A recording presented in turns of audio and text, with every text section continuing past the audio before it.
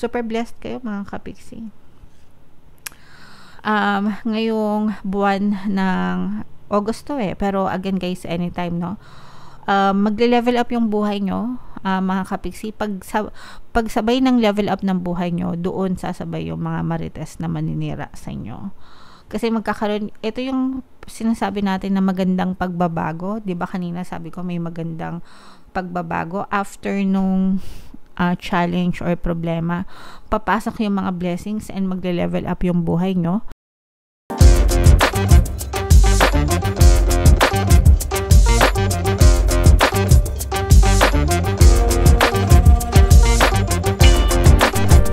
Hello guys, hello Pisces. Welcome back to Pinoy Pixie Tarot.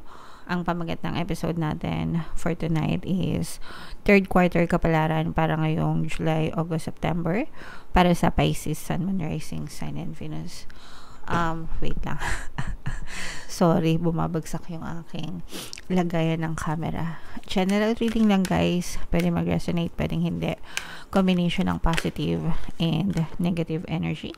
Unahin natin tong deck na to guys, yung mga mensahe sa inyo ng inyong mga gabay.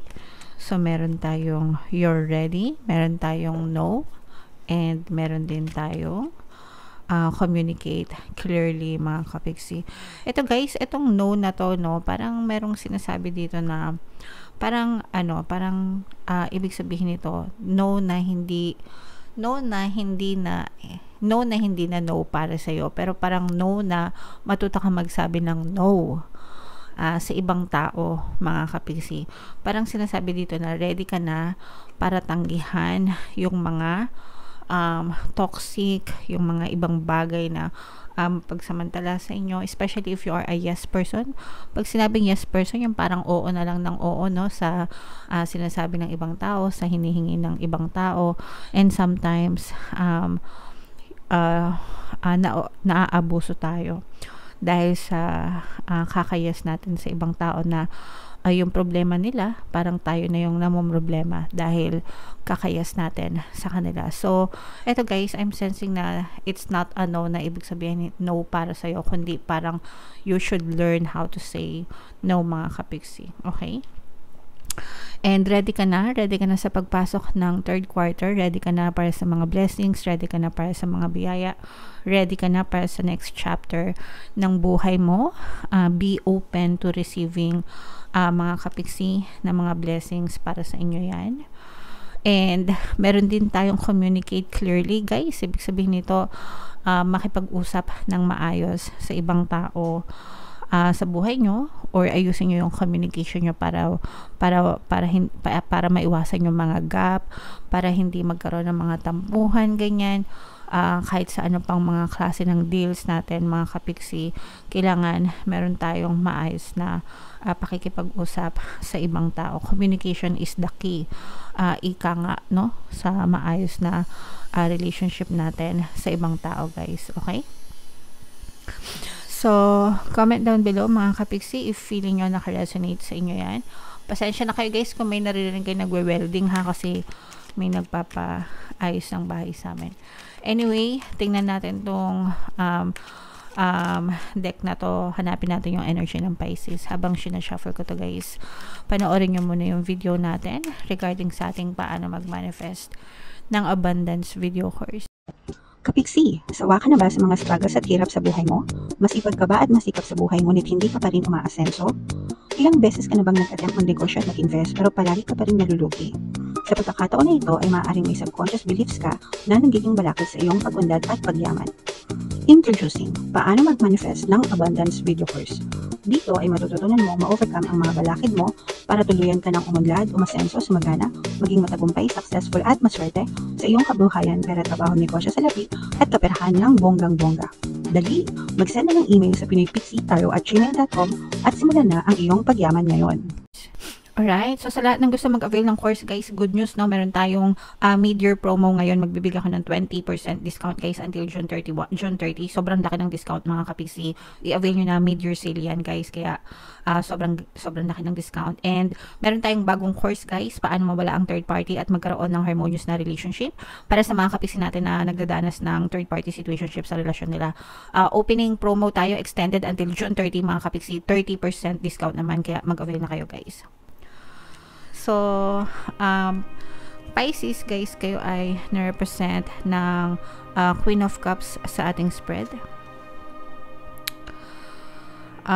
Okay, so ito guys, meron tayong maglalatag tayong tatlong spread for July, and then August, and then September.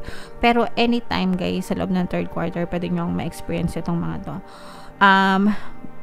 Dito, nakikita natin na para magkakaroon ng ng pagsubok, meron kayong pagsubok, pero this is a blessing in disguise mga kapiksi, kasi kailangan parang merong pagbabago na magaganap, kailangan parang may pagbabago na gagawin sa inyo sa universe, parang forced change ito. Pero ito yung mga blessings in disguise mga kapiksi, parang kailangan mangyari itong mga pagsubok na to para alisin ni universe yung mga unwanted na circumstances sa buhay mo, and bigyan ng pintuan yung pagbabago na mangyari sa buhay mo, and maka-experience ka ng success after that. Okay, so ibig sabihin parang may experience kayo na challenge or problema, pero akala nyo problema yon, okay, pero inaalis, pamamaraan yun ni universe para alisin yung mga unnecessary na tao or sitwasyon or event sa buhay mo, and then make way, no, parang magiging daan yon para sa magandang pagbabago naman sa buhay nyo. So i-ano nyo yan guys, i-anticipate nyo yan, brace yourself, diba? Hindi porket problema, akala natin problema, sometimes pagkatapos ng problema, doon lumalabas guys yung mga blessings, no? So in your case, ganun yung maaari nyo ma-experience. Pisces, akala nyo parang makaka-experience kayo ng problema, pero pag natapos yung problema nun, magandang blessings yung mga kapalit nun mga kapiksi. For some of you guys, parang kung wala pa kayong love life, parang makikilala nyo yung soulmate nyo, maaari magkaroon ng soulmate kayo, or maaring makilala nyo yung the one para sa inyo. Parang magsisimula ito sa mga text, chat, baka nasa dating app kayo mga kapiksi. If you are nasa dating app, maaari kayo may makilala, o kaya naman parang friend, parang ipapakilala ng friend nyo, tapos kayo, parang automatic na magsisync, magko-connect kayo nitong person na to mga kapiksi, and the feeling will be mutual. So para yan sa mga kapiksing single na nag-aantay ng relationship mga kapiksi, kasi maaring dumating yan sa inyo. Meron tayong subliminal na guys, no, attract love, yeah. So para sa mga single yon, nandyan lang sa playlist, hanapin nyo mga kapiksi. Wow, so ito yung maganda, both positive and negative, no. May nakita na agad tayong negative. Pero ito positive, mag-ingat kayo sa mga scammer. Feeling ko guys, hindi ito scam na lolokohin kayo, pero parang may maninira sa inyo. Marites ito mga kapiksi. So make sure na wag kayo masyadong makinig. Parang iwasan. Actually, hindi nyo naman may iwasan yung marites kung imamarites kayo nila, di ba? Hindi nyo naman sasabihin sa kanila, wag nyo ako imarites kung pero parang may maninira sa inyo, guys, maninira ang puri, ganyan. So kung pwedeng naiinggit ito, yes, maaaring naiinggit ito sa inyo guys, kasi super blessed kayo mga kapiksi. Ngayong buwan ng Agosto pero again guys, anytime, no, magle-level up yung buhay nyo mga kapiksi. Pagsabay ng level up ng buhay nyo, doon sasabay yung mga marites na maninira sa inyo, kasi magkakaroon, ito yung sinasabi natin na magandang pagbabago, di ba? Kanina sabi ko may magandang pagbabago after nung challenge or problema, papasok yung mga blessings and magle-level up yung buhay nyo. yun yung magaganap sa inyo. Pero pagpasok ng mga blessings, merong mga mapanira, mga maiinggit sa mga achievements nyo, guys. So, syempre guys, hindi nyo naman yun makokontrol sila. Pero, always remain humble. Huwag nyo silang patulan.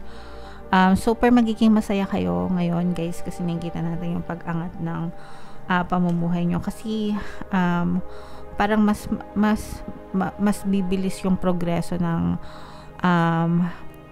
buhay mo. Parang mas mapapansin mo na mas lalong pumapasok yung blessing sa'yo.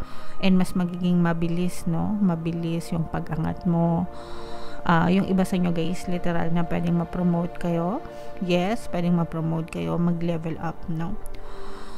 Kung kayo ay talagang naghahangad na ma-promote, or parang kung kayo naman ay nagnenegosyo, parang magkakaroon kayo ng increase sa sales, or magkakaroon kayo ng mga additional na branches.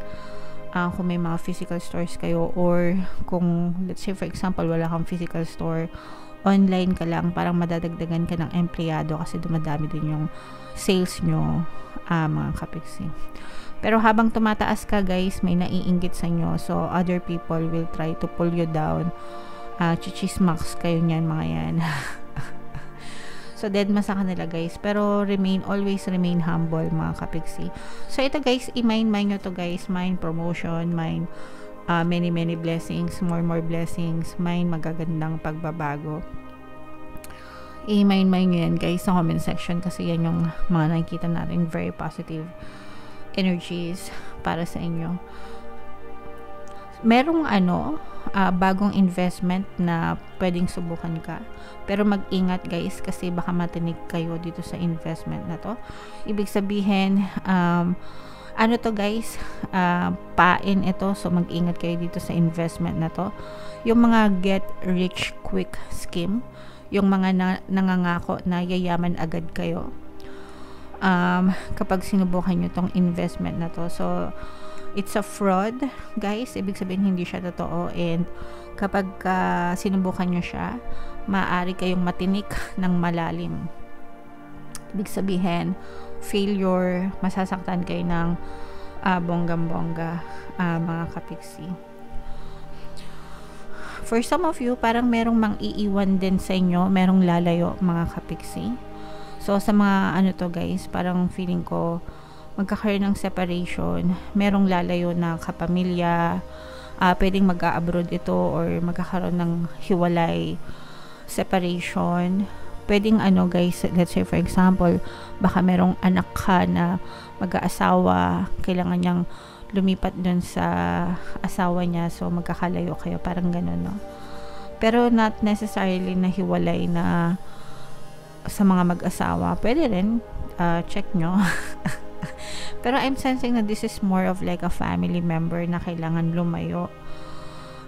Pwedeng kung partner mo, baka magkalayo kayo kasi kailangan niya magtrabaho sa malayo, so baka maging LDR kayo, so magkakaroon dito ng kalungkutan at the same time, mga kapiksi. Pero I'm sensing na this is more on like yung kagaya nga ng sinabi ko, kung meron kayong mga adults na mga anak na, guys, na nandun na sila sa age na mag-aasawa sila, aalis sila ng poder nyo, kailangan lumipat, ganyan. So o kaya naman parang magsasabi sila sa inyo na gusto nila maging independent, magsasarili na sila. So mga ganun, mga kapiksi. Syempre, as a parent, no, hindi naman natin masasabihin niya na habang buhay sa akin na lang kayo. Kung pwede lang, di ba? Kasi mga anak natin, forever babies natin sila. Pero dadating din talaga yung time na kailangan nilang tumayo sa sarili nilang mga paa, mga kapiksi. Alright?